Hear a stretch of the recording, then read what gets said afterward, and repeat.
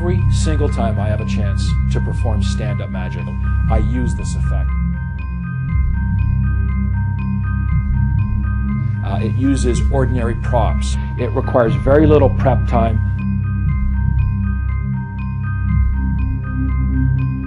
The audiences have responded to it as the strongest piece of magic that I think I've ever done in any of my shows.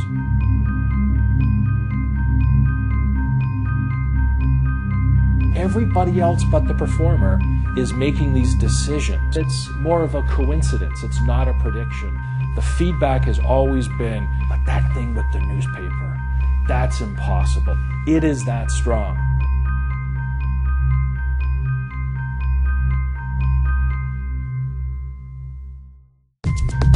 Debbie was kind enough to volunteer. Now, Debbie, you're not coming up on stage, but would you verify everything I'm saying is 100% correct? Thank you so much. We went backstage and I gave you a sheet of newspaper from today's Tribune. You've been holding on to the sheet of newspaper, and this is that sheet of newspaper. Correct, Debbie? Well, my back was turned. As a matter of fact, I was standing several feet away from Debbie with my back to her, so there's no possible way I could see what's happened. Correct, Debbie? I asked you to scan both sides of the newspaper and simply think of a word you saw printed on the page. Is that correct? Ladies and gentlemen, I'm going to use your help, and we're going to use this page from the trip kind of as a roadmap as we do something impossible, as we work together to find Debbie's word. Sir, do you notice how I'm holding one section of the newspaper much higher than the other? Would you please tell me, this is your choice, which half would you like me to crumple up and throw away, higher or lower? It's your choice, sir. Thank you, sir. Higher or lower, which would you like me to throw away? Higher? Higher or lower, which am I throwing away? It was higher, sir? You want me to throw it away? Okay. Distinguished looking gentleman at the back, higher or lower, sir? We're going lower. And what am I doing with that, sir?